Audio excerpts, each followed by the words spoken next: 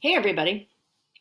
So, looks like Facebook came into the 21st century and updated its live interface. So, I just needed a learning curve and to make sure that when I switch screens so I can read, that I'm actually still filming.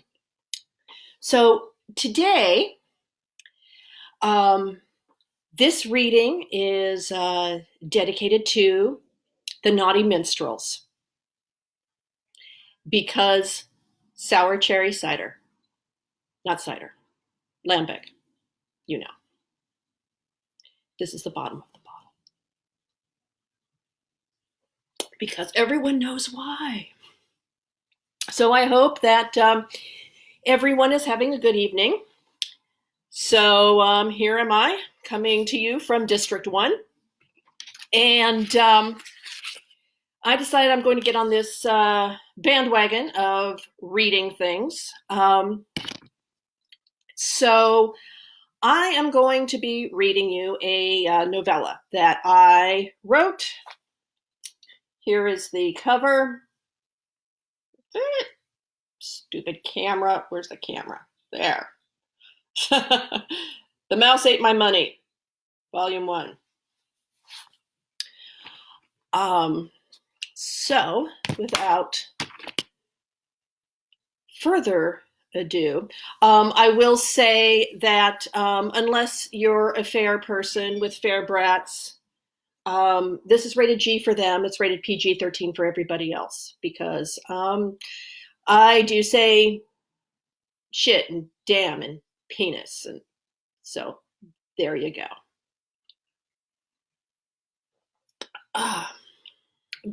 But it's funny, and if you want to know what going on vacation is like with me to Disney World, well, you're about to find out. This is mostly based, in fact, mostly. So let me get the legal stuff out of the way. This was written in 2014 by me, all rights reserved. Dedication for Amethyst Mariani, who took me to the world for the first time in 1998 and introduced me to a new mouse obsession. You are missed, beautiful girl. Acknowledgements. I would like to thank the fabulous Disney cast members who have acted as my handler on my many Mickey's Not So Scary Halloween parties dressed as Princess Aurora, my test mice, and to Tim Hauser for the wild tour of Burbank in the middle of the night. No Ventura! Yeah, the only gas station I've ever been thrown out of.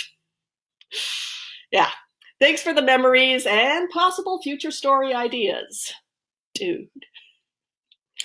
So, cover design by Christy Steiner. Prologue. And 801. To begin at the beginning. I've been a Disney geek for as long as I can remember. My dad took me to Disneyland on my 8th birthday. It was a huge surprise. He wouldn't tell us where we were going, and as we got closer to Anaheim, he made my sister and I scooch down in the back seat, put blankets over our heads, and promised not to come out until he gave us the all clear. Good thing there were no Amber Alerts back then, or he would have been going to jail. Of course, this was back in the olden days when the police were much more understanding. Dinosaurs roamed the earth, and we used our feet to get our cars started. This was also the time when you drove straight into the park under the large Disneyland sign. There was no special off-ramp then and no towering parking structure. You just drove in on Catella Boulevard. The parking lot was to the left of the kiosks where the good mouse minions took your $1 parking fee. Okay, stop laughing. And directed you to the wilderness of asphalt and automobiles. The lot was divided into sections that were named after Disney characters.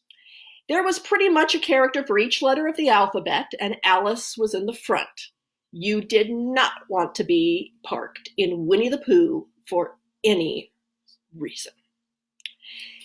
Today, the parking lot is Disney California Adventure. No, really. The new park, Disney California Adventure, or DCA for short, is built on the old parking lot.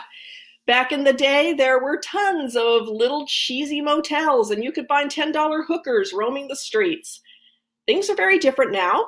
Most of the little motels were snatched up by the corporate mouse, torn down when DCA was built, and the hookers moved into the nicer hotels and raised their prices. Suffice it to say, I have gone to Disneyland many times growing up. It truly is the happiest place on earth. Did I drink the Kool-Aid? Yes. Yes, I did. And in high doses, but I only made my first trip to the world in 1998. I have been hooked ever since. However, there has been a small dark cloud that has crossed my ideal landscape of Walt Disney World bliss. Ever since that first trip with a group of friends, I wanted to return again and again. That's not the dark cloud part.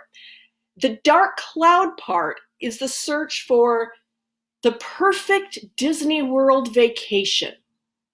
I thought in the land of sun, citrus, and Disney perfection, there would be a vacation that shone as an example of what all vacations should be, but with animated animals doing my laundry.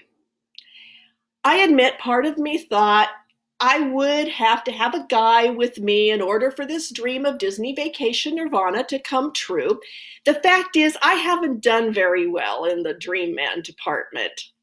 Acquiring a decent but tall, dark, and mysterious man with a hint of hot danger is a tall order. All the guys that fit into that category are fictional. Rhett Butler, Mr. Darcy, they're either taken or gay. It's the story of my life. So I've wasted time on idiots, felons, and doormats in my quest for personal happiness. Well, I was determined to fix this. I was determined to have my perfect vacation. Here is my story of what happened. To paraphrase Betty Davis, fasten your seatbelts, boys and girls. It's going to be a bumpy ride. Chapter 1. Air travel is a cruel mistress.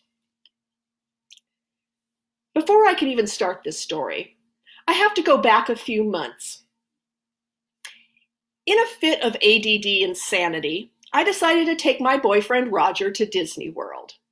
We'd been dating for the past 2 years, and I wanted to share my vision of vacation perfection with him. I thought I could stuff him into this idealized mold like stuffing a hamster into a shot glass. I figured it would be messy, but I knew it would work eventually. The squeaky mouse voices in my head were telling me so. Why were we going over Halloween?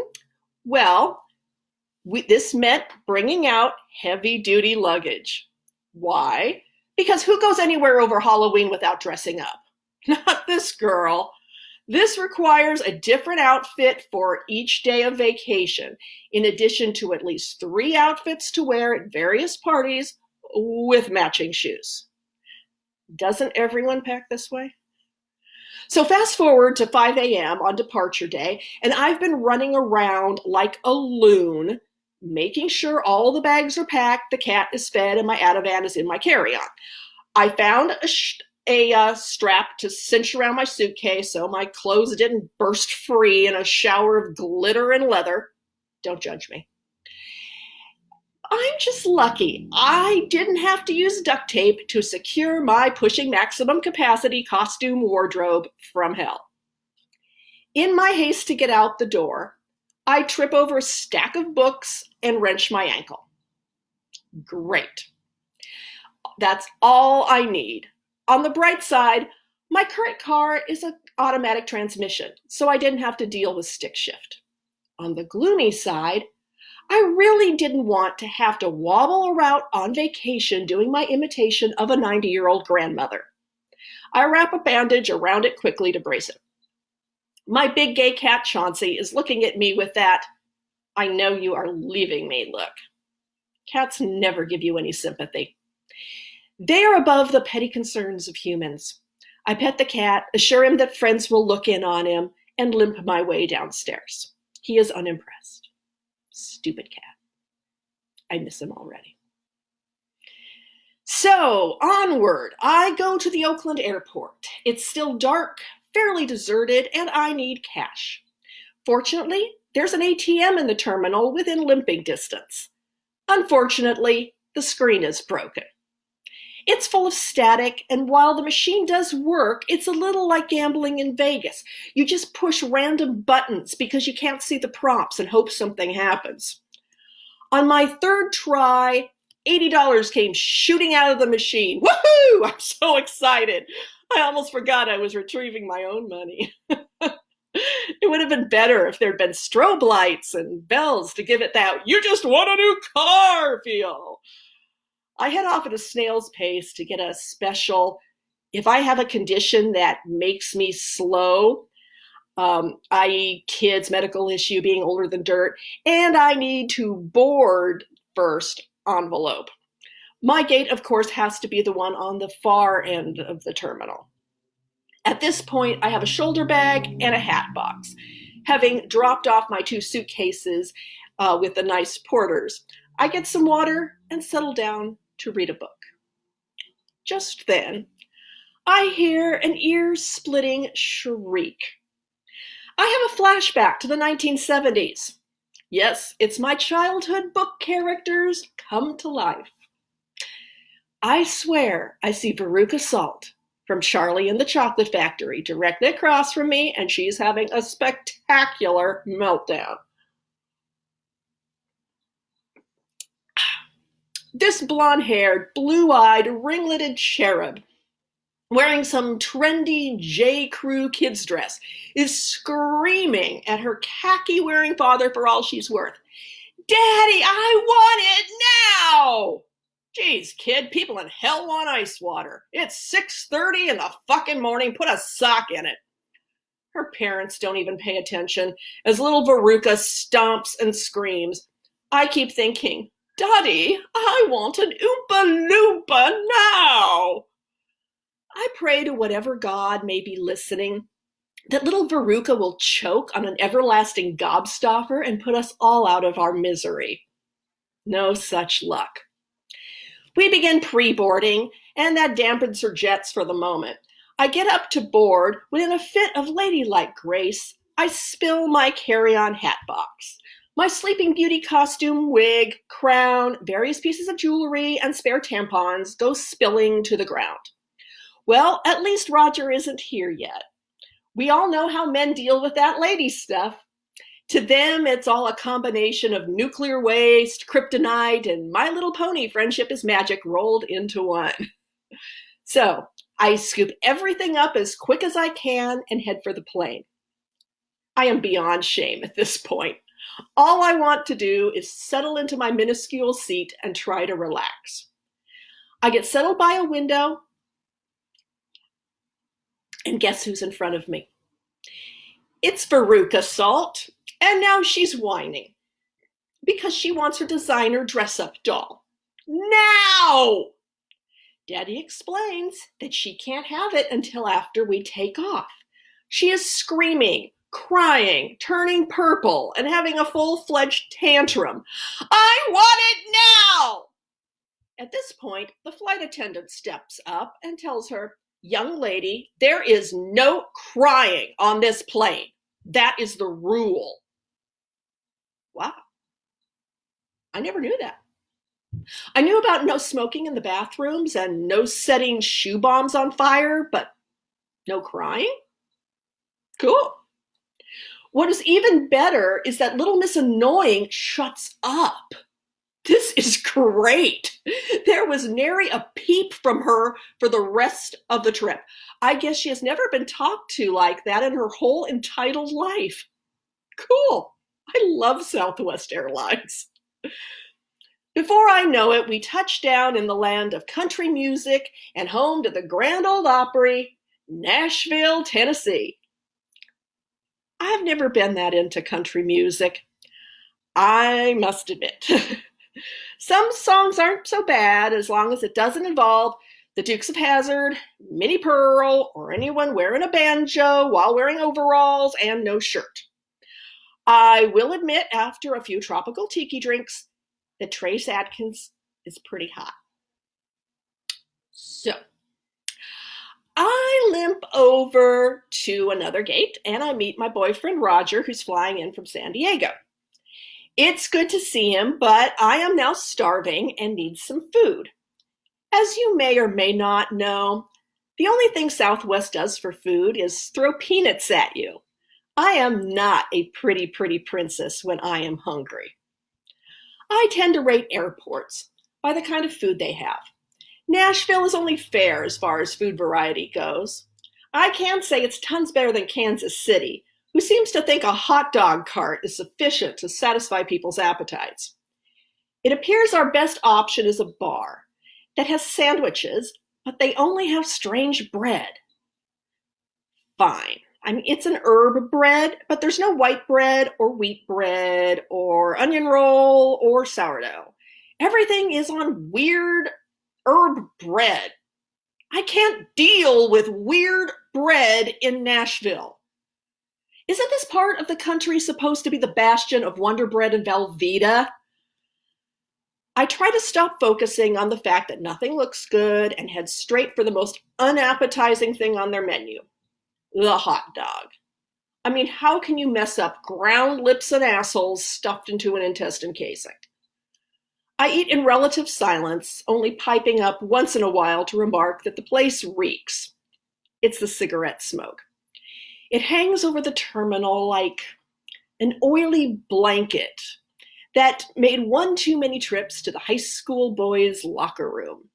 We don't smoke in restaurants in California. We're enlightened and self-entitled and just plain ahead of everyone else, which includes Nashville. Sorry, I'm also pissy because I forgot some important Halloween costume supplies at home, and I am in no position to do anything about it. My long-suffering man-bitch tries to calm me down and get some drinks into me before the flight. He understands that will help with my mood immensely. I give him points for that, at least. We reboard the plane for our trip to Orlando. I am cool, calm, and collected. I am not counting my weird bread meltdown against the trip because nothing counts unless we actually arrive at the resort. The rest of the trip is without incident. Veruca Salt left to grab some trained squirrels or Oompa Loompas or something, and we are off to baggage claim. Our town car driver, Tom, meets us and gets our bags. I can't wait to get to Wilderness Lodge. I love having car service. I love seeing my name on a sign. I love sitting in the cool leather interior of a high-end luxury car, sipping bottled water and watching the traffic go by. I don't have to stand in line to rent a car that smells like feet, try to figure out where I'm going, deal with traffic, or comprehend the function of a toll road. I just have to sit back and relax. I like it. It makes things perfect. We arrive at 6:45 p.m. Eastern Time and roll our various bags through the towering doors of Wilderness Lodge. This deluxe resort is inspired by the Grand Lodges of the Pacific Northwest and Yosemite. 2 sets of towering doors magically part to admit you into a towering lobby to the soft strains of stirring Western music.